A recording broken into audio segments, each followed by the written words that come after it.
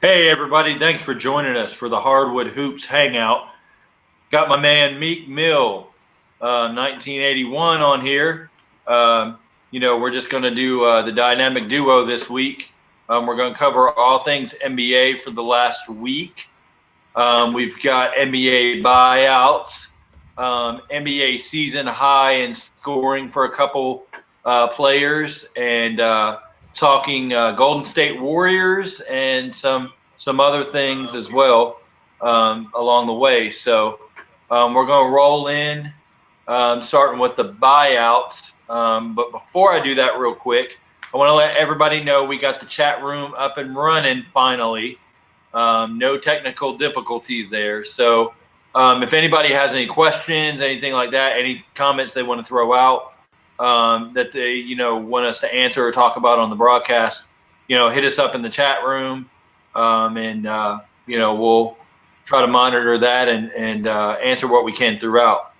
But Meek, I want to start with the buyout season. Today, the news came out that Joe Johnson just got bought out by the Brooklyn Nets, the largest contract in the NBA. There's no figures thrown out of how much money he gave up to go to a contending team. Some of the rumored teams, of course, Oklahoma City Thunder, Cleveland Cavaliers, Miami Heat, and Atlanta Hawks. I don't know why the hell the Atlanta Hawks would even approach this. But what are your thoughts, man? Where do you see him going? And then is that the best fit from where you see him going? And then on top of that, what is the realistic chance that he makes an impact on where he's going? I would wager to say, based on the teams mentioned, I mean, the best fit I think would probably be Miami.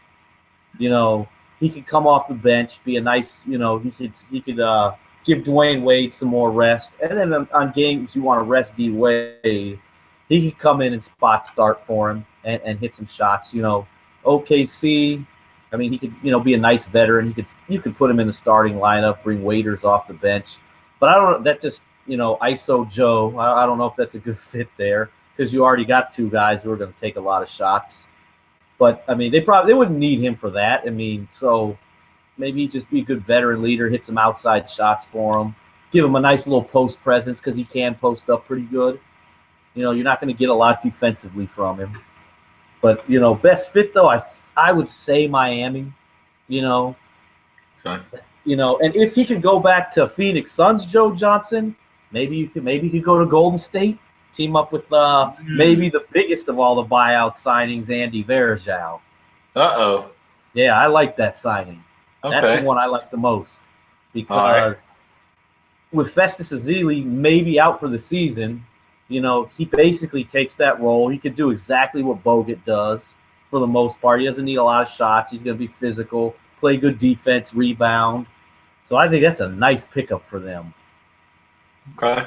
Yeah. I like the Miami Heat choice, because with the rumored kind of news of Miami wanting to shut down Chris Bosh due to the blood clots, Chris Bosh is saying he wants to continue to play, but first and foremost, you need to look at your health long term rather than what you can do for this season. And I don't think anybody sees Miami going past the first round, or maybe even second round at best. In the East, so I don't think it's worth it to risk your long-term health there. That allows Luol Deng to actually play the 4. You move Justice Winslow to the 3, and you've got like you said, Joe Johnson coming off, backing him up as a scoring punch off the bench. They lost Beno Udrih to a season-ending injury, so they're down Tyler Johnson, Udrih, Bosh, all for the season basically. Yeah. So they need some scoring there. And he can handle the ball too and play a little point for him off the bench. Absolutely. I think with OKC, there's just too much scoring. He's not going to fit, because you've already got a Dion Waiters coming off the bench, because Andre Robertson regained his starting spot at the 2 guard. So there's just not enough there that's going to justify Joe Johnson going there. With Cleveland, again, where is he going to get the ball? Because you have, enough scoring already. Joe Johnson's not a defender anymore. So I don't know that makes a lot of sense, even though that's the rumored front runner, so to speak. And who is he going to play ahead of? Right, and that's the other thing. It's like, you've got Shumpert, you've got. I guess you could say he can go in front of Richard Jefferson, but yeah, he barely plays. At the same time, there's not enough minutes to allocate for all of those guys to play that much. So therefore, he's basically going to a winning team not to play. And I don't think he's at that stage right now to where he's willing to do that. And then the rumor of the Atlanta Hawks, that's stupid on Atlanta's part. It would be stupid on his part. You're going to leave the Nets to go play for the Hawks? Right. And what chance do they have? No, he would have a better chance of playing time because, they could conserve Kyle Korver, more for the playoffs. But, basically, Joe Johnson's not going to give you more than 13 to 16 points. Yeah. So that's not really going to do you a lot of good. And they're not going to go that far in the East anyway. It makes no sense for Joe Johnson. Right. So it'll be curious. He clears waivers at 5 p.m. on Saturday. So by Sunday, we'll pretty much know where he's going and, be able to talk about it next week, on the show and kind of go from there. But I think another buyout today was Andre Miller from Minnesota Timberwolves. Basically, he wasn't playing anyway. He was in a coach role. In all honesty, I could see him going back to George Karl's system in Sacramento just to kind of be there as a veteran leadership, still not play, but, maybe go there. Somebody like, in all honesty, somebody like Chicago could use him as a veteran. I was gonna say the same thing. As a veteran leadership. So, anything's better than freaking Aaron Brooks. So, I think we both had the same distaste for Aaron Brooks's game. So yes. He could go to Philadelphia instead of Cannon. Yes, yeah, I'll take that. We'll take Andre Miller. Couple other news and notes with the buyouts. Obviously, David Lee going to Dallas, playing. He's basically going to be the backup center for them, backing up Zaza Pachulia. I think that's a lot better fit for him there. He'll be able to provide scoring off the bench that they need.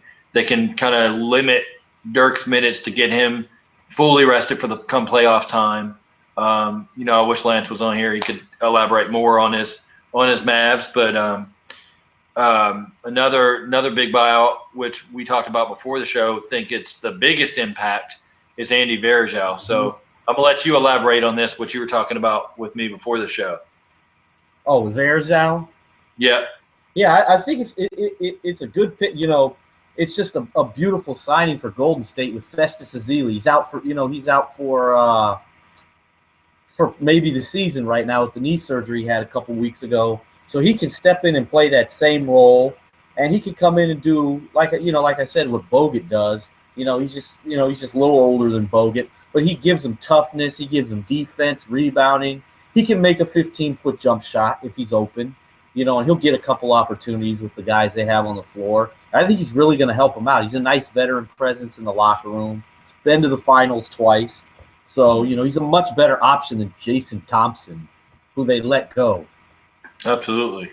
Who's probably going to go play in China. Yeah, Jason Thompson was having kind of a down year, even in Sacramento his last year, and, kind of went around in trade talks, got to Philly, then was traded again. Didn't really fit into the system in Golden State at all. He was never really a big finisher at the rim anyway. There was no room for him to play. Right. So, and you got to make room for Mo Buckets, so he wasn't playing over Mo Buckets. Absolutely. So, he's not even ahead of McAdoo when McAdoo's healthy. Yeah, and that's kind of sad that the development I mean, McAdoo to me is not even that developed, and he already beat out Thompson for playing time. Yeah. So And shoot, well, they're high. They're really high on Kevon Looney. yeah, They really like him. I think he's going to be a nice player for them. I think that might be a steal later on down the line. What they get him 30 in the draft? yeah. That could be huge. Well, he did solid. I mean, he played limited minutes so far this season, but he's done solid on the boards and he hustles. I think once he gets back fully healthy, from injuries and stuff, then, he'll be, able to really be a true contributor, for the team going forward. Yeah, he can give him some good spot minutes. Really good. He'll be a really good, I hate saying this. It sounds bad. He'll be a really good practice player for right now. Right. And that's what not he a needs knock on him. Learn the game and, kind of going forward from there. But, we'll see how it goes. Speaking of, kind of system players and kind of who's done well and who's done, not so well, I guess you could say, is the Chicago Bulls. They were struggling a little bit there for a while. Jimmy Butler goes down, and they tried to make it work, with injuries and everything else. Finally, Derrick Rose steps up and starts playing well. But your boy Dougie McBuckets has really stepped up. He had 30 points, about a week ago, and ended up with a dunk of the night last night. And really, Chicago's been rolling in the system. They've really utilized, not having the ball stick so much, and then on top of that, utilizing players' strengths. Pau Gasol almost had a triple-double. I think he was 1 assist short of the triple-double. Snell played well. Yeah, Tony Snell stepped up. Eachwan Morris stepped up. All these role players have really kind of embraced the system and thrived under Fred Hoiberg's leadership, since then. So what does that tell you about Jimmy Butler? It tells you that they need to trade him. I'm not saying that. I think you have to trade it. And then a report came out. I saw a guy, one of the Bulls insiders, said the front office is in love with Hoiberg. He's safe. He's going nowhere. You trade Jimmy. Get a draft pick if you can for him. Absolutely. You got to get more than one draft pick. Yeah, or a really young, like I said, if the Boston Celtics, if Marcus Smart. That's it. I like it. I like it a lot. Yeah. That's the move I'm making. Okay. Stephen Curry, by the way, has just broke the record for straight games made with a 3. Oh, nice. He beat Kyle Korver's record. Yeah, he just made a 3 to break the record. Nice. So what is that, 100? Is it 128 now or something like that? What is 128 straight games. Yeah, that's what I thought. Yeah, 128 straight games. Well, congrats to Steph Curry. There's not a lot he hasn't been able to do this season. So yeah, we break news first on here. Yeah, nice. That's all what you want. There you go. Speaking of the Golden State Warriors, want to start with the game against the Portland Trailblazers. Yes. Damian Lillard put up 51 points on Steph Curry. Lillard finished 18 of 28 from the field and 9 of 12 from three-point range. I mean, he was on fire. He had 6 steals, 7 assists with no turnovers throughout the entire game. You pretty much were able to watch the game. Yeah, I saw the whole thing. Honestly, I watched most of the highlights. I did not watch the game because I figured, it's Portland. They'll end up, beating them. And what did you think of Damian Lillard's performance? Well, he scored 51 points. He did not get them all on Steph Curry. Curry had 31 at the end of 3. Lillard had 29. Steph didn't play in the fourth quarter. I know I've heard a lot of people say, well, he gave it to Steph Curry. He did. No, he didn't. He got all his 22 points in the fourth quarter came against Earl Clark and Leandro Barbosa. They were up 25 going into the fourth quarter. He got them in garbage time. I'm not taking anything away because he was hitting from deep. Yeah. The shots were crazy. But to say that, the guy just lit Steph Curry up, no, he was getting busted by Steph. Steph Curry was winning the matchup. Just no one else could do anything for the Warriors. They couldn't throw it in the ocean. And that's the thing. If Clay isn't on, they have a lost identity. Well, it's not that. I think they can survive if he has an off day, but nobody else did anything. Right. Like, they were just off. And Portland hit 17 of 33s. It wasn't just Damian Lillard. I mean, you had Al Farouk Amino hitting shots. Yeah, and you're in trouble if he hits them because Plumlee was dominating. Yeah. I mean, it was just one of the. Alan Crabb was hitting shots. He's a good shooter, though, so that's to be expected. But they were on fire. They played better. It was one of those games. But if they match up 1 versus 8, they're going to lose in 5 games. Yeah, maybe a sweep. Absolutely. They're not going to beat Golden State. Absolutely. Not going to happen. They had a great look at all the teams that have.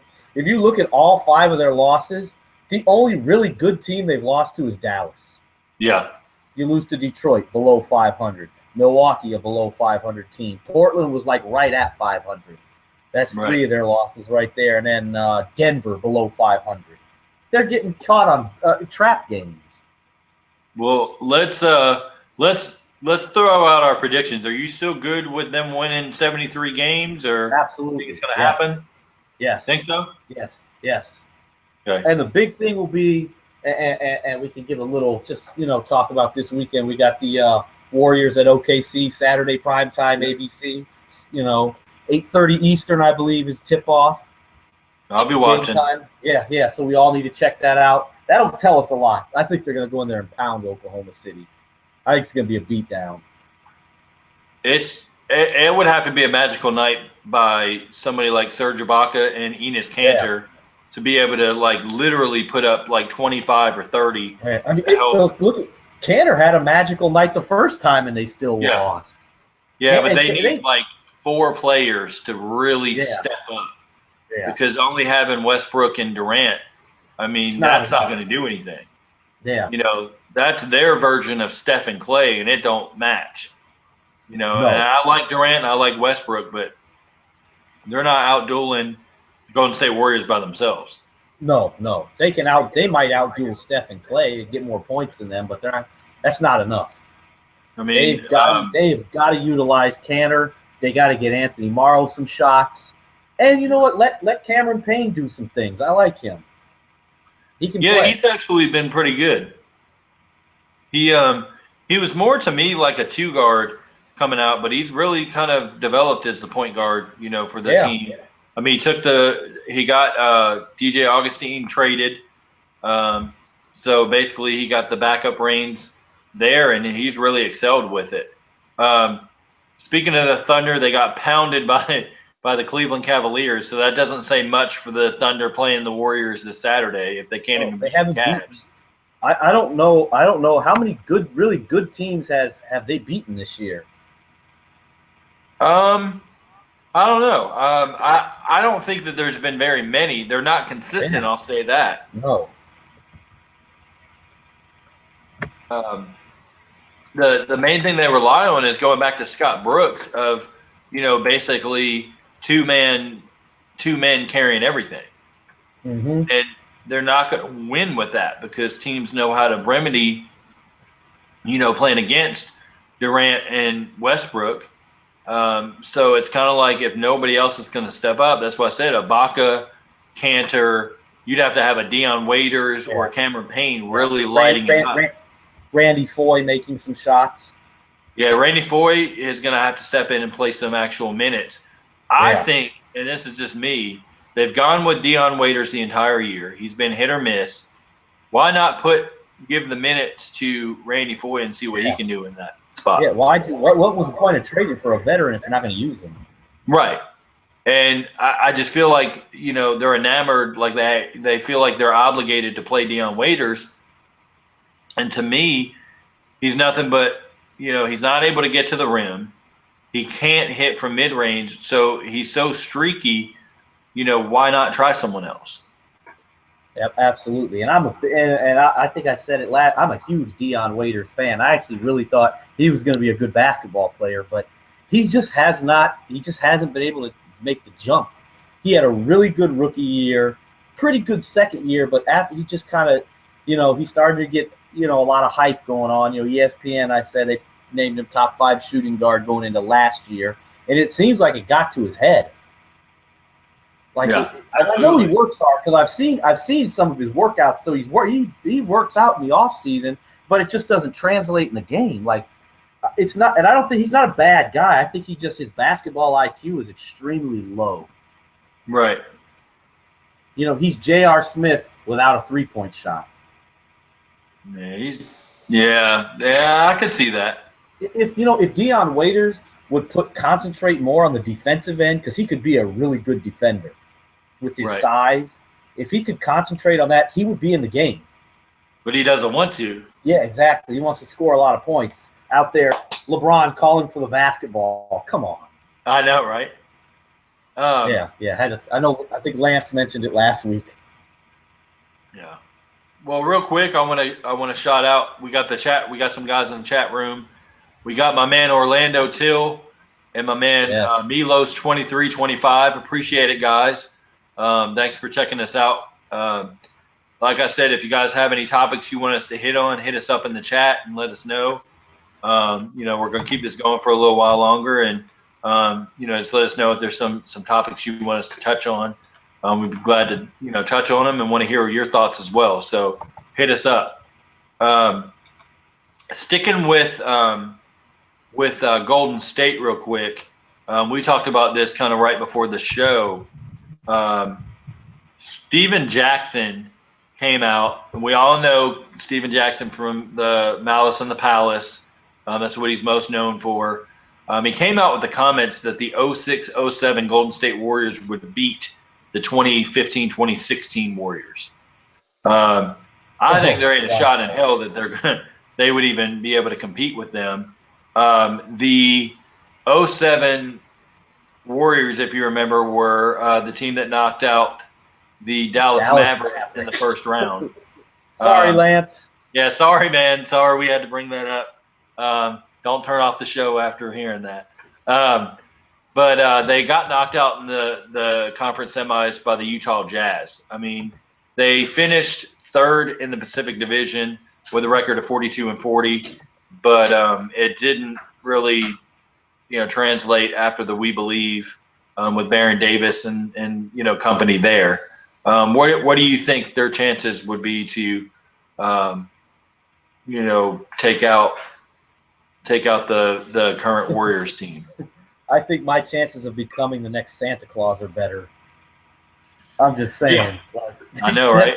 That's just an asinine comment. I don't know is he on drugs or something? Yeah, I figured he was on. They could have won a game. They could have caught a game. They may have been able to take a game, because I'll say this. That would have been a tough matchup for Steph because Baron Davis was a bulldog. Yeah, Baron Davis would have got him in the post. Yeah. That would have, but as far as beating, maybe they'd have a chance get one game, maybe in a best of 7. It might take 10 games for him to get one, but right. I think he's just trying to get his name in the media again because he's retired now. He has nothing better to do. The last thing anybody heard from him, it was on whatever that show, Basketball Wise or whatever it is. He was like a deadbeat dad and all that stuff. That was pretty much the last thing. And I like Steven Jackson. He's from Port Arthur, Texas. So I like Steven Jackson, but man, stop it with the crazy comments. Right. Sounded like Skip Bayless. Oh, yeah, we don't want to talk about Skip Bayless on the show. Hate Skip Bayless. Got a question in the chat. We got where'd it go? We got Milos asking, what do we think Tobias Harris's potential impact on Detroit is? Do you want to take it first, and I'll chime in after? Yeah, I think he's going to be good for him. He's what is he? 6'9", 6'10", versatile, can play the 3, the 4, can hit an open 3-point shot. really, athletic. He's gonna help him out. I think he's a better player than Ilyasova. Not as good from the outside, Yeah. but he could, he could do everything else better than Ilyasova. He's going to be a better defender. He'll rebound. I think it's going to be a really good fit for them. It might take, another week or so for him to get used to the system, but I think it's going to work out for him. I think that's a hell of a trade. All of his numbers are up. He's still playing. Well, he's actually playing just a tiny bit less, about 30 seconds less or so a game, but his touches and usage are up. He went from averaging 13.7 points in Orlando to 18.3 in Detroit. Shooting much better. He's at 54.5% compared to 46.5%, and he's actually really kind of taking a scoring role there in Detroit. And like you said, he's kind of like their second scorer now. Pretty much. Behind Reggie Jackson. Pretty much, because Drummond's still not there, and I don't think Drummond's ever going to be there. No. As far as what I like about Drummond? I like Drummond because it's not like Howard. Like, Drummond knows his role. Right. Like, he doesn't care if he scores 30 points or 10. Whereas Howard was always, I want my touches, I want more looks. And you don't hear Drummond moaning and groaning about that stuff. Right. I think it's nothing but an upward talent, because I think that even with Tobias Harris, if it doesn't pan out in Detroit as well as they thought with the trade, his contract is actually, pretty well. Basically he signed a 3-year contract, in the offseason. So this year he's making $16 million. Next year, $17 million. 2017 and 18 it's 16, and then $15 million in 2018, 2019. So he's got a great contract. Yeah, so it's 4 years, $64 million contract. That's phenomenal considering what you would have to pay on the market this coming offseason with the salary cap going that high. He'd probably be demanding $20 million minimum. Right. So they save a good bit of money there. Orlando Till is saying Stan Van Gundy is the reason that he's having a good impact, because he knows his role, Absolutely. On the team. And I'd have to definitely agree with that, because Van Gundy's going to put you in a position to be the best player you can be. Yes, yes. We talked about J.J. Redick, how long it took him as far as, to get better. But he said it in multiple interviews that if it wasn't for Van Gundy, he would be out of the league already. Mm-hmm. I think Stan is probably the most underrated coach in basketball. Yeah. He's an outstanding coach. If I had an opening, outside, you got your Pops, Doc Rivers. I know people think Doc's overrated, but I think he's fantastic. And, of course, you got Steve Kerr. He's great. But, outside of those guys, Budding Holzer too, but I would want Stan to coach my team. Right. He really develops young talent well, and he can win with veterans too. He doesn't need just, he can handle everybody. He's just a great coach. Yeah. And his players love him, which tells me Dwight Howard's an idiot. Dwight Howard's he's never happy with any team he's on. The reports came out today that not last season, the season before, James Harden wanted McHale fired, and then wanted Dwight Howard traded immediately. And it's kind of like, if all these players are having these issues with you, and then you're having a crybaby moment every year and a half that you can't make it on a team, the common denominator is you. You need to spend time in the gym, working on your post game instead of impregnating cheerleaders. Plain and simple. Work on your post game. He's been in the league since 2004 was it? He came out. 04 he got drafted. So 04, and you're looking at 12 years later, and he still has no post game. Something's wrong with that. There's a lot that means he's not working. He doesn't care. And Houston's not going anywhere with that team anyway. So it's like, I don't know why at the deadline they just didn't take what they can get for him. Yeah, I would have taken anything. I would have taken a Big Mac and fries for him. Yeah, absolutely. Milos brings up one underlining reason that we didn't cover going back to Tobias Harris real quick. Scott Skiles was the coach for Milwaukee during Tobias's rookie season, and then now he traded Tobias again. So what does that say, about Tobias, or does that say anything about Skiles? I think it's just more about what you can get out of the fit, because I think that Skiles isn't able to reach players the way that Van Gundy can, obviously. But I think Skiles takes a lot of issue if you're not one of his favorite guys. So I think that was more of what played a part there. What do you think? Yeah, I agree. I just think it was a bad fit. I don't think Skiles hates Tobias Harris and vice versa. It's just not a good fit. Mm-hmm. Skiles likes what he likes, and Tobias Harris just didn't fit his schemes and what he likes to do. So, I mean, they made the right decision. You get Ilyasova, you get Brandon Jennings. Although I don't know how Brandon Jennings fits what Skiles likes to do. Yeah. But, wait a second. Jennings played for Skiles, didn't he? Yes. So maybe he does. Yeah, so maybe he does. Yeah. He's played for him before. So, that may have been the thinking. I'll just get guys that I would rather coach. They fit more what I like to do. Nothing against Tobias, but he doesn't fit my system, and he's only hurting Tobias by keeping him there. Let's send him where he can be successful.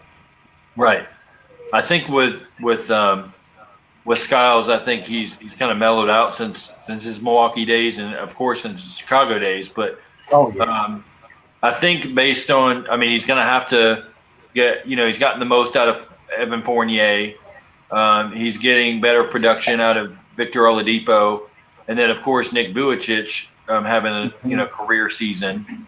So I think the player development is there. Yeah. I just think he's starting to get some development out of some production out of Aaron Gordon too. Yeah, absolutely. And Hazonia, of course, he'll groom him, to come along. And the big thing is just keeping that same personality of being, having the ability to coach your players, not overcoach or undercoach, so to speak. So I think he learned a lot with his last coaching job. Speaking of Detroit, they were on the other side of what we like to call a dominating ass whooping by Anthony Davis. Anthony Davis put up 59 points and 20 rebounds against Andre Drummond and Marcus Morris and company for Detroit. So it was interesting to see the Pelicans actually force feed the ball to Anthony Davis, and Anthony Davis actually had the light bulb to remain aggressive instead of being passive like he's been a lot of this season. It actually showed you the glimpses of, okay, this is what Anthony Davis can do to carry a team. This may not be so bad. Mm-hmm. What do you think? I agree. That's what they need to do, because that's the only chance they have. And, I thought they were really far back, but I think last time I looked, and it was like a couple days ago, only like 6 back in the loss column of that. Yeah, they weren't far back. Yeah, and get force feeding him the ball with everybody, her chance they have. But then he backdoored it the next night against Washington and got 9 points. So they're 6 games behind Utah for the 8th spot. Yeah. New Orleans is behind Denver, Sacramento, and Houston in the standings. So, I think they have a legitimate chance if they can stop having injuries to everybody to maybe leapfrog Denver and Sacramento. I think it would be tough to get past Houston and Utah, but, at least have a respectable season. But, we'll see. Bryce DeJean-Jones just went out with a wrist injury, so that's another guard down. They're already without Tyreek Evans, without Eric Gordon, so it's going to be tough, but, they might be able to kind of turn it around there. I mean, we all know that basically the teams that are going to be in is Golden State, San Antonio, Oklahoma City, and the Clippers. After that, it's anybody's game kind of sort of in the West, which is kind of weird because in past years it's been the other way around. The East has been unpredictable, and the West has been pretty shored up pretty quick. Yeah. Portland being that surprise team this year that nobody had in the playoffs, they've been actually playing really well. I thought they were going to be maybe the worst team in the West. Yeah, I'm I had shocked. them down. I had them down to. I had them above the Lakers in Minnesota, but that was it. I didn't foresee Phoenix being as bad as they are, but it is what it is. Speaking of Phoenix, Suns GM Ryan McDonough admitted that trading Isaiah Thomas was the biggest mistake in his tenure so far as GM. He said basically, sometimes in the recruitment process, things sound better in July, like getting Isaiah Thomas in free agency, than they do in November. He said basically, hats off to Isaiah for making the All-Star game with the Boston Celtics. And, basically Isaiah has been able to average 22 points this season and 7 assists. So that says a lot about kind of the direction of the Phoenix Suns, or lack of direction for the Phoenix Suns. Luckily they have a young stud in Devin Booker, who they've given the keys to lead the franchise going forward. And you're a big fan, just as I am, of Devin Booker. And what do you see with the Suns kind of going forward? Do you see them kind of being some players in free agency, or do you see them bottom dwellers and just let Devin Booker develop, or what do you think? First, I got to comment on what the GM said. Okay. I don't know if you have Isaiah Thomas. I don't know if him and Booker mesh well. He isn't exactly a pass first guard, right? So I don't know if that would have worked. But I don't know if he fits with Devin Booker. As far as free agency, they're going to have to build through the draft. And then once you build through the draft, you get some good young pieces in there, then the free agents might want to come. But I don't think Phoenix is a destination for anybody. All right. No knock. We both love Booker, but no knock on. Nobody's going to Phoenix right now to play with Devin Booker. Right. They brought in Tyson Chandler thinking that would get them LaMarcus Aldridge. That didn't work. And then it seemed like from there it was just like downfall everything, because you had pieces that just didn't fit. I mean, you had Brandon Knight, who's injured, may come back this season. Eric Bledsoe, who has been there. I think Eric Bledsoe needs to change this change of scenery, personally. But you got veterans like PJ Tucker. He should have been moved to a contending team. Just he deserves it. Now you're relying on guys like Sonny Weems off the bench. You're relying on they just picked up John Jenkins off waivers, so maybe they'll see what he can do behind Devin Booker. But you just don't have a lot. John Lore's not going to win you ball games. Chris Humphries is damn sure not going to win you any ball games. Alex Lynn, can put up some flashy numbers, but he's not going to win you games. So they've got to figure out what the identity is going to be going forward. Have Devin Booker be a lead with maybe Brandon Knight or something, but outside of that, they don't really have much. And so, like you said, they're going to have to build through the draft and free agency to have any kind of contention going forward. Speaking of rookies, since we talked about Devin Booker, want to talk about D'Angelo Russell in Los Angeles. Finally getting the keys to the point guard spot. Yes. He's going to continue to start and play 30 minutes a game. Do you feel like this should have happened sooner, or is it about the right time to let him take off? They should have gave him he should have had the keys from day one. They were not going to make the playoffs. They're a bad basketball team. Let him develop. I don't know what the hell Byron Scott was thinking. That's why, he's probably not going to be back. I would assume if they get, you get Ben Simmons in the draft, maybe you sign someone in the offseason. I don't see him coaching that team when the next generation of Laker basketball starts. And then I think Jeannie's going to fire her brother. He's going to be gone. I think you're going to see a regime change there. It's going to be Jeannie's team. She's going to do it the right way. And Russell needs to play. He can play. He can play. I think the biggest thing is you've got to find what 3 players are you going to build around. Do you keep Clarkson? You obviously build around Randall and you build around Russell. Yes. But what's going to be your other piece? Do you pick Jordan Clarkson to be that third piece, or do you let him go in free agency and try to work through, hopefully getting a draft pick, and then if you get that draft pick, developing whoever they pick up, and using that as your core pieces. You know what I would do? I say you keep Clarkson. He's the 6th man. I think that's what he is, a 6th man. Score points off the bench. You get Ben Simmons in the draft. I know I like Ingram better, but take Ben Simmons. You build around Simmons, Randall, and Russell. You get some free agents to come in. They'll need to get a big guy. Maybe they can make a move with, get one of the Sixer big guys because they got a plethora of them. Right. As you know. Oh, yeah, so absolutely. Maybe you can get a Sixer big man. Yeah. And then I'm sure you can find a serviceable shooting guard. Yeah, I think the biggest thing, you either get Simmons or you get Ingram. Worst case scenario, you end up, with the 3rd pick. So say Dragon Bender is there. Yeah. You can move that 3rd pick and get some pieces.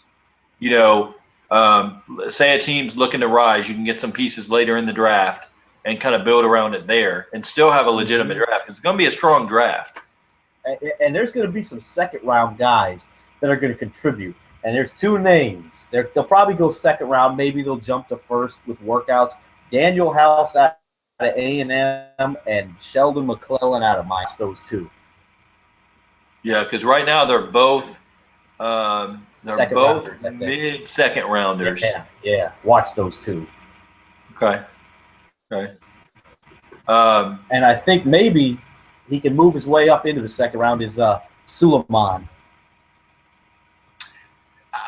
See, he's at Maryland. Of course, he was at Duke. I don't know that his game translates, that he does enough well that he can make the NBA. I think he can. I saw, and I'm just basing this. I watched him play his senior year in high school, went to a bunch of games because he's from Houston.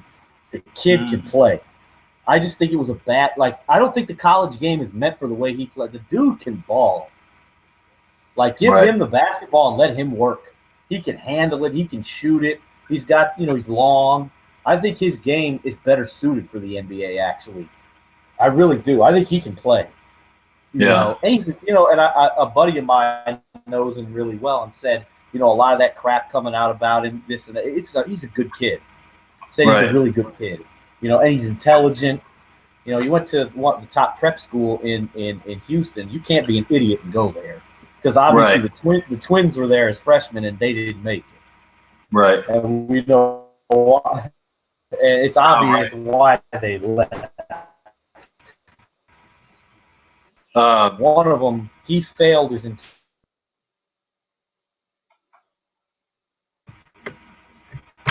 Wow. You broke up a little bit, so I didn't catch the tail end of that. I would say, the twins, they were at Straight Jesuit their freshman year. One of them was not eligible yet the entire season. Interesting. So you can't. They're not just gonna pass you because you're a basketball player. You actually got to make grades. And Suleiman was able to stay and make his grade. So he's an intelligent kid. I think he could be a good player, good role player in the NBA. I think I really like it. I think, like we said, there's a lot of questions that need to be answered. The Lakers surely are eventually going to end up being a destination that players want to go to. It's just a matter of, is it going to be this year or next year? Of course, the rumors of Durant and Westbrook going, I don't see either one of them going, to the Lakers. If a situation arose that one or the other would go, I think Westbrook goes before Durant goes to LA, just because of the UCLA connection. But, we'll see. I do like the idea of, maybe moving a Jahlil Okafor No, I would take Jordan Clarkson as the point guard on the Sixers. Give Yeah. me, we'll give up Okafor. Yeah. But you know what? LA would also have to give up a future pick as well. I'm not trading. Yeah, I was gonna say it has to be a first rounder with it. Yeah. But I think that that would be a decent deal to make. It's funny because the rumors came out after the trade deadline that Jahlil Okafor was the player that Boston was almost within seconds of making a deal, and Philly backed out with about a minute left on the clock before the deadline. Do we know what the pieces were going to be? They talked about they didn't specify exactly everything, but they talked about the expiring deal of David Lee. It was shoot, I'm drawing a blank on it. What it was, the pick was involved with the net pick. Okay. So they would have gotten that, and I'm trying to remember what the other piece was. There was one other piece involved in it, but I can't remember right off the top of my head. Let me see if I can find it. Why would Philly back out of that? Like that seems like a win-win trade for both clubs. Well, it was Jerry Colangelo, I think, had more of a say-so to push that deal off the table. I think Sam Hinkie was ready to make it. Yeah. It does not say. Let's see. Said possibly, no one knows the true form, but it said possibly they know that Brooklyn pick was involved. Marcus Smart and one other filler would have went along with David Lee. And Philadelphia turned that down? That's the rumor. I don't see how Marcus Smart, they had to have either not put the pick in or not put Marcus Smart. If Philly's that stupid to not take that, then there's no way. You get Marcus Smart, you get the Nets pick. Just that alone is enough to make me want to do that deal. Right. Then you get the expiring deal of David Lee. You could have moved that somewhere else. Exactly. Or just, waived him, whatever the case may be. And you could have turned that in. That could have possibly been you get Ben Simmons and Brandon Ingram in the draft. Yeah, that would be insane. Yeah. I think that Philly ends up dealing somebody in the offseason, whether it's Saric, Okafor, or Noel or Embiid. One of them is gone. There's no way that they can build around them all being able to get playing time. I guess my guess is it's all going to be dependent upon Embiid's health. Yeah. It's funny because I read the article literally at probably like 4 o'clock this morning about Brett Brown finally coming out and taking a stand saying that Nerlens Noel is officially a center and Jahlil Okafor is a power forward. And that's how it's going to be. He's going to utilize Noel to protect the rim and be a pick and roll guy, and then allow Okafor to have mismatches on smaller opponents, and be able to score at will. I actually think that's a good strategy. Yeah, it's you notice in the last few games, Okafor's scoring numbers are going way up. Right. He's dominating. I mean, just that alone, because now you're not putting the pressure on Noel to guard faster guys out on the perimeter. You're not worried about, Noel having to be able to shoot from deep. Basically, he can just catch rebounds off the board and score it, whatever he gets, things that way. Now, Okafor, I mean, basically we all know his talent down on the low post and being able to face up. If he can ever get a defensive game, I mean, that's pretty solid. And that's also a showcase if they want to move him for next season in the offseason, kind of put that on display because everything that's come out reports-wise is Embiid is twice as good as Okafor has been, and he can actually defend. So, that's just a report. So we'll see what Embiid looks like next year. But I'm curious to see where it goes. From there. So, last but not least, I just want to touch on a couple of players that got moved at the deadline. We already touched on Tobias Harris, but for those that don't know, Donatas Motiejunas, and the trade for him and Marcus Thornton involving Joel Anthony going from Detroit to Houston, and then Anthony being moved from Houston to Philly, that was rescinded this week. Back issues came arise for Motiejunas, and so Detroit backed out of the deal.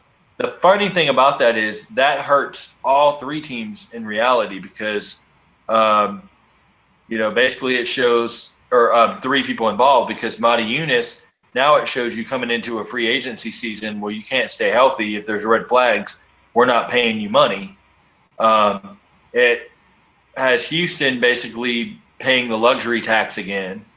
And then with Detroit, basically getting a, pick out of that, they don't get the pick now. So it's like repercussions for everybody there. I don't know that Motiejunas is going to be able to stay healthy. I like his game for, being able to be a stretch four to the 3-point line, having post moves, things like that. But if his back can't stay healthy, it's not going to do much good for anybody. And then, of course, Marcus Thornton, he's kind of pretty much irrelevant at this point. And Anthony would have gotten waived by Philly, so they could have signed Jakar Sampson, who they had to waive. They could have signed him back. But then Denver beat Philly to that and signed Jakar Sampson to a 2-year deal. So, it'll be interesting to see what happens with Motiejunas in the offseason. Anything you want to touch on with that? I think it just goes to show that Demo is a lot more. He's injured a lot more than you think he is. Like it's more serious than I think a lot of people thought. That's right. What that tells me. If he's failing physicals, he's it's a lot more severe than I think anybody thought. So, and that will definitely hurt him come free agency because I'm not paying a guy who can't stay healthy. He's basically missed 2 years. Right. The quote came out because they interviewed him back in Houston after the rescinded trade, and he said that Detroit did not want to clear me from my back. They knew everything. They had full access to all my medical history. I don't know what went wrong. When I got back to Houston, when I get back to Houston, I will go check myself one more time, make sure everything is the same as it was. If everything's the same, then I'm good to go. And he said, I'm happy to be back. Houston drafted me. I feel like it's a home. Who's not happy to be back home? And then there were reports after that Motiejunas is going to be back on the court in a game or two. So it's just funny to me. It's almost like, did Detroit get cold feet after the fans' reaction to the trade and just say never mind, or is there a legitimate reason? It was a good trade for him, right? And it goes back to over the summer, Luke Mbah-a-Moute signed with the Sacramento Kings. They failed his physical and said he had a major knee injury that they weren't going to clear him. Turns out it was not true, and Mbah-a-Moute sued Sacramento because it could have cost him a lot of money. So he actually won. So I wonder if it's that kind of scenario. It might. I'm not sure. What else it could be, but that's yeah. It was a definite talent upgrade, getting Demo over Joel Anthony, who'd never played, and then you get a guy who can come in and make some shots in Thornton. I don't know why you would rescind that. Like, that's stupid. Right. And, I mean, you weren't going to play him anyway. I guess they felt like they didn't want to give up that pick. Yeah. I think that's what it ended up coming down to because basically you gave a first-round pick to Houston for a guy that's not going to, you feel like wasn't going to make as much of an impact. How stupid to give up that pick. Yeah. I guess because a lot of fans spoke out and said they weren't happy with that deal. But the funny thing is like teams wouldn't give Houston a first-round pick for Dwight Howard. Yeah. It's kind of fishy there. Yeah. I think that sounds – it's probably over that pick. They realize, like, wait a second. we really want to give up a first-round pick for Demo? Right. Because it's a pretty deep draft. Right. And another player that got a first-round pick, basically was traded for a first-round pick was Markieff Morris. To me, he's kind of underperformed in Washington. I think Washington thought that he was going to come in and kind of take over that power forward spot, but he hasn't done much since he's been there. And then Washington signed J.J. Hickson today. So it's it's funny that, now it seems like Washington's back to the drawing board trying to, patchwork their power forward spot, so to speak. They got beat by the Bulls last night by basically a makeshift, team of second and third stringers. So it doesn't give me a lot of confidence for Washington to rally back and make the playoffs. What do you think? No, I think Washington's in trouble, which is a shame too, because we all thought they'd still be pretty good this year. Yeah, I mean, I had him in the maybe playoffs. with 12 years, really that big of a maybe he was really huge for that team, but you wouldn't think so. Especially during the regular season, his production wasn't great. The system change was the biggest, I think. Yeah. And then Beal being hurt, that didn't help either. No. And I I think kind they've of got to go wonder back with Bradley Beal, because does Washington pay him now based on the season he's had this year? Well, when he's played, he's been pretty good, but he's just been hurt. Mm-hmm. I don't know. I mean, do you want him? Because if you're going to let him go, I mean, my guess is if you let him go, someone like the Knicks are going to sign him. Yeah, Orlando's going to try to make a run, which, seems like it doesn't make a lot of sense, but they could easily move Oladipo. What if you move Oladipo and get back, Beal in a sign and trade?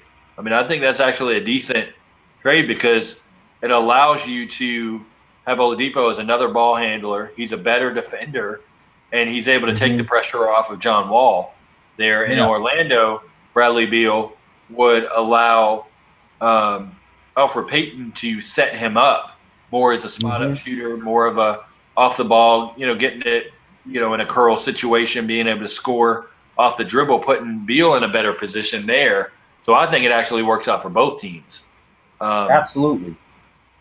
It doesn't hurt. And John Wall needs help. He came out with the quote saying, "I don't want to waste another year this season." But, I mean, they're not making the playoffs, so basically it is another wasted year. Kind of curious as, to what Washington's future is going to be, because Nene's going to basically have to retire soon. Gortat is not going to be your center of the future. They don't have many bigs that are their future. Basically, it's Beal, Wall, Oubre, and Porter, and I mean, that's basically it. And to me, that's not striking confidence in my mind to get you to a 4 or 5 seed in the East anytime soon. I'll tell you what it'll take. You sign Kevin Durant, all that changes. Yeah, all that goes away. True. Does Kevin Durant want to go to a? The thing is, does Kevin Durant want to, even though he's going back home, does he want to go to a 5th seed in the East? If he's there, they can 5th seed. Right. He's not going to win. The major reports from Wojnarowski was that Durant would go to the Warriors if he picked anywhere. But then that depletes the Warriors' depth as well and causes, basically it's like, okay, you got Durant, Curry, Thompson, Green, and Barnes. Essentially, who gets the ball, kind of, sort of, in that offense. I was like, my guess is because you got Barnes, he'll be a free agent, right? So, right. And he's probably going to want $20-25 million a season with this new salary cap. If you move him, sign and trade, move a couple other guys, and it can work. As long as they don't have to sacrifice someone like a Sean Livingston. I'm sacrificing Harrison Barnes for Kevin Durant. I would sacrifice. Yeah, I would do that, but I don't want to give up Barnes, Iguodala, Azili, and Bobo, someone. Yeah, like I don't want to give up that many players to, get a Kevin Durant, yeah, you might get back to a championship. But if they win a championship this year, that's 2 championships in a row with the core they have. Yeah. You go for the trifecta. Yeah. Now, And the only way I especially if I could do a sign, because it'd have to be a sign and trade to make things work. You sign and trade with Barnes and Festus Ezeli. Those 2 for Durant, I'd do it. But if you're talking about giving up Bogut, Barnes, and maybe Sean Livingston, I'm saying no. That's too many guys. It's gonna ruin the chemistry. They got to keep Sean Livingston. Right. You can't let Sean Livingston go. I didn't think they'd be able to replace Jarrett Jack from a few years ago, but they did.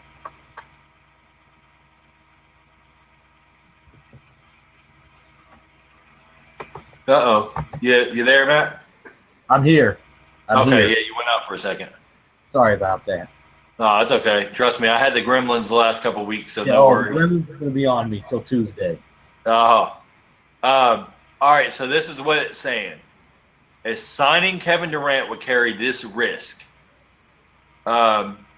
Basically, they would need the cap room. It would cost them Harrison Barnes and at least 2 of these players, Andre Iguodala, Sean Livingston, Andrew Bogut, and Festus Ezeli.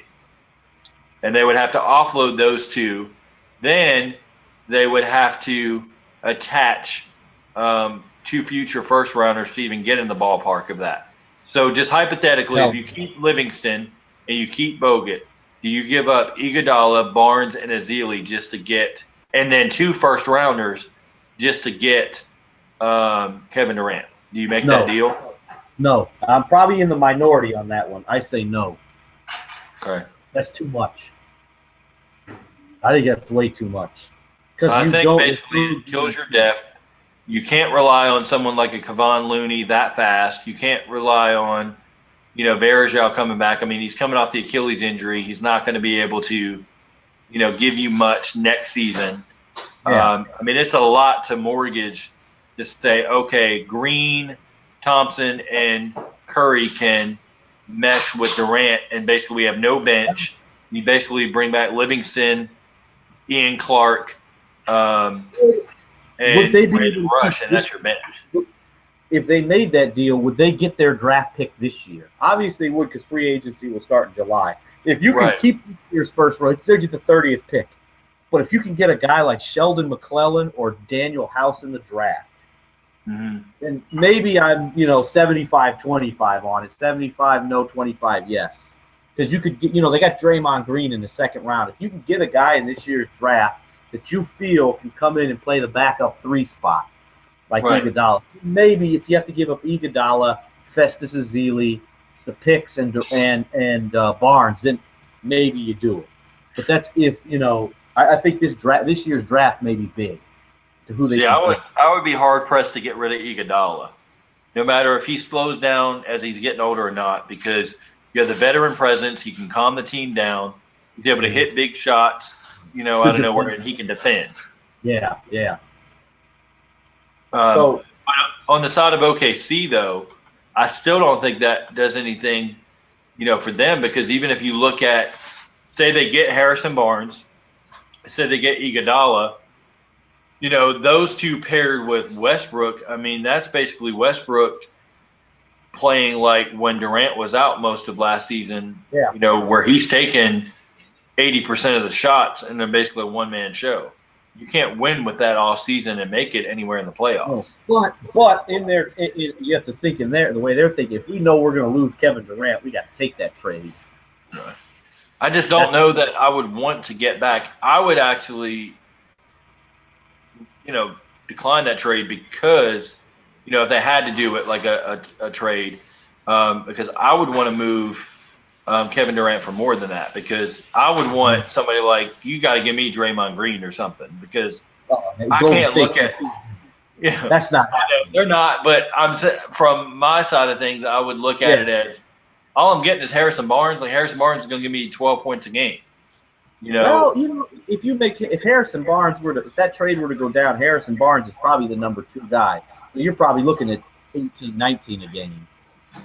Maybe. I just don't put my stock in. It's really on him and his mental because he's capable, but will he? That's the only thing with Barnes. Orlando Till is saying if he wanted, he's talented. Yeah. Orlando Till in the chat saying if they do the trade, OKC will no longer be a threat, and San Antonio, the Spurs,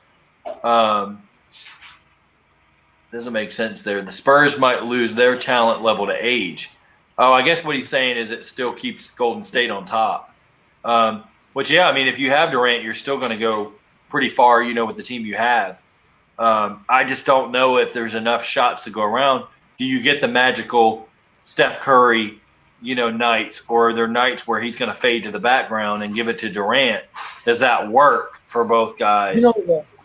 I watched some clips on First Take yesterday, and it wasn't Skip Bayless. They had some guests on because Skip and Stephen A. had the day off, and and a couple guys made a couple good moments.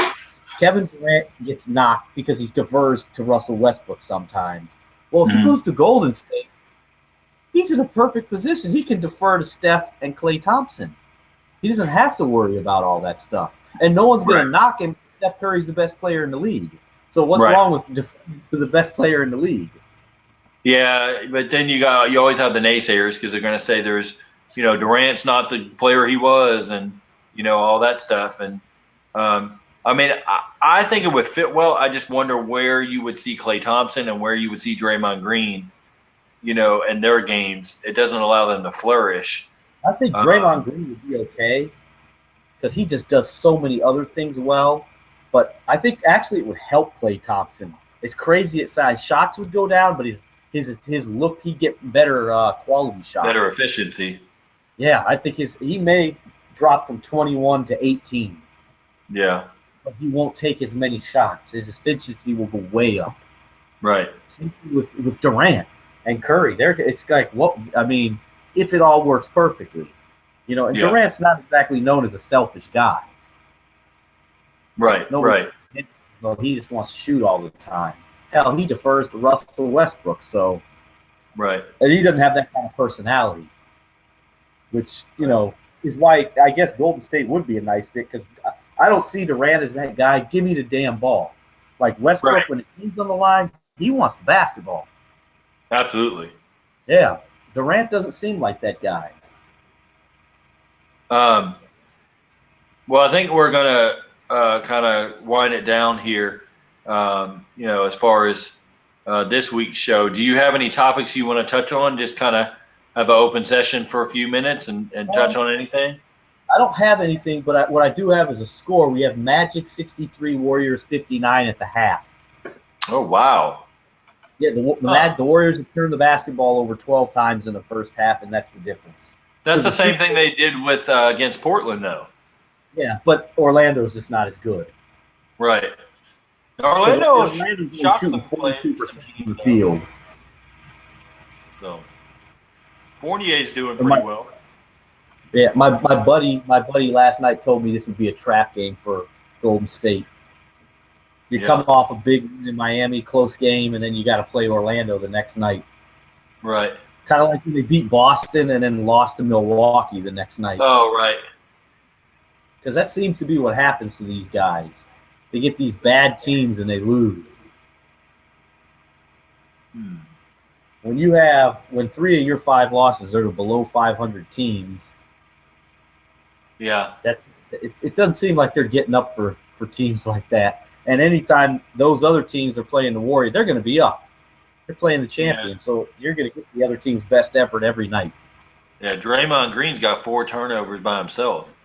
Yeah, what's Steph got? Steph's got 1 turnover.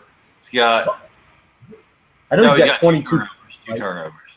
Curry's got 22, I think. Yeah, 22 and 5 right now. Yeah. Klay's not shooting well. He's 3 for 8, 7 points. So it'll be interesting. Yeah. I think they'll come back and win. You'll have a good second half. Orlando doesn't have it. So there was one other thing me get my list. One other thing I wanted to touch on, and it was actually where is shoot? I just closed it. Dang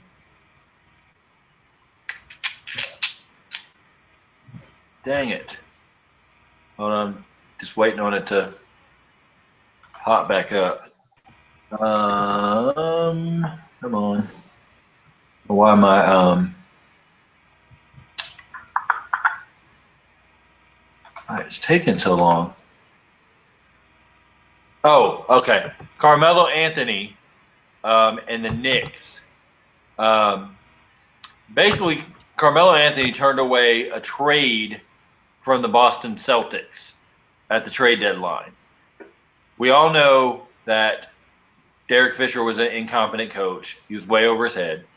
Kurt Rambis is basically playing the same style. He finally made bench Jose Calderon.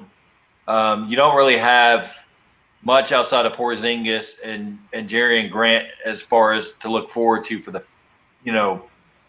far future, 2 years, 3 years down the line.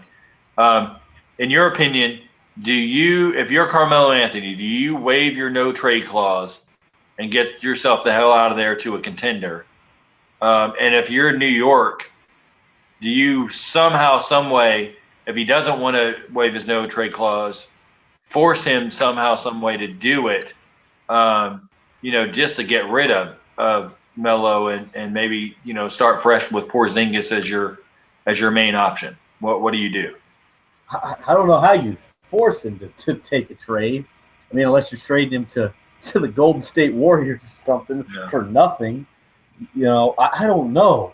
Like, and if I'm Carmelo, hell yeah, I want out. They're not winning anything anytime soon while he still can play. So, right. But I think, like I told you earlier, I think he really loves just being in New York. He doesn't want to leave. We all blasted him for taking, he just wanted the money. Maybe not. Maybe he really wanted to stay in New York.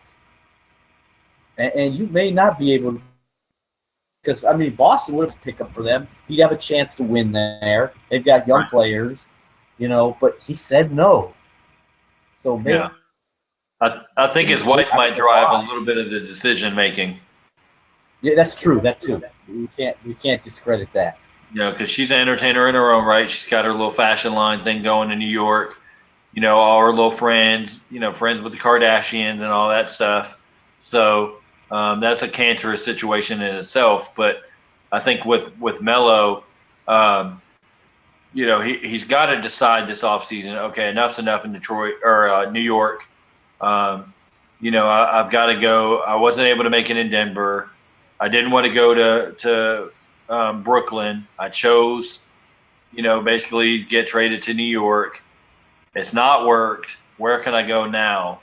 I would have went all the way back, to the past, where he had the chance to go to Chicago.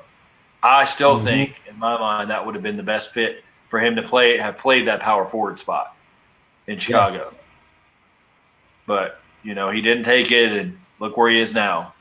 Basically, and it would, it's a good thing. Well, he wouldn't fit with that team now with Hoiberg. No, but last, they may have been. I'll say this, and I'm sure there will be many who disagree. They would have come out of the East if he would have signed with them last year. Yeah, because he could have played bully ball down low. Yeah. Back when he was at Syracuse and Denver, he was getting low post touches, scoring at will. And I think he could have got back to that. But, I think ultimately he's got big decisions to make. They're not making the playoffs. New York's going to have to go find another coach again. They just need to get the hell away from Phil Jackson and that triangle system. It's not going to work. Stop force feeding it with the team you have. You got the two pieces in Jerry and Grant and Porzingis, of course. Let them flourish and develop for, whatever it is, whatever you can get in the off season, and just go from there. Kurt Rambis, I'm not sold on him anyway. Yes, he wants to provide defensive intensity. He basically, answered a lot of fans on Twitter and said, look, everybody wants to see Jimmer Fredette play. Jimmer Fredette's not playing unless he can guard. He looked shaky in the game. He did get minutes. Yes, he hit a three, and it literally like sparked Twitter that he hit that three in the game. But next possession down, he got shook, couldn't stay in front of his defender. Lost the ball when he was having to play the point guard. Looked kind of like the same old Jimmer. Now, if they can put him in a position to come off the ball and just hit threes from 30 feet out, that's one thing. But if you're okay with giving up, the 2 points or 3 points on the other end, that's another. But this team's just not winning. They're not willing to defend. Basically Melo's just wasting away in New York at this point. And he's got to answer in his head, if I want to win a championship, and it's truly about winning a championship on the NBA level, there's got to be a change. So anything else you want to cover real quick before we close it out? I think we hit it, man. Because we talked about a little Gold State, Oklahoma City, so we'll get to talk about the result next week. Yeah. For anybody that's interested, we might end up doing our show next Friday instead of next Thursday. We'll keep everybody posted. I'm going to do a lot better job of getting the links out earlier next week.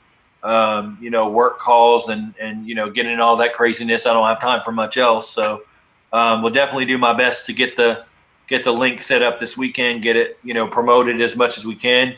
Hopefully we'll get Lance on. We'll get some other guests coming. We're looking forward to having some different people on in the next couple of weeks. Matt, I know you got a guy of yours that might be coming on, and we want to kind of work the community in where we can. We're hoping, maybe, like we always have said in the past, Big Czar comes back with the Sim Nation, Sim Hangout, that gets rolling again. We get all the same regulars, going, because we want to build the community up. We all want to work together to get all this NBA content, video game content out to everyone and keep it going. So, guys, hit us up on Twitter, and let us know if there's some topics you want us to cover. Basically you can follow me or Matt on Twitter and DM us. Let us know if you want to be on the show. We're more than willing to give people a chance. That's how we got our chance through Big Czar, and that's why we're here now. So we want to give everybody else a chance. We love talking hoops, and hope you'll join us. And until next time, it's been the Hardwood Hoops Hangout, and thanks for joining us, and see you next week.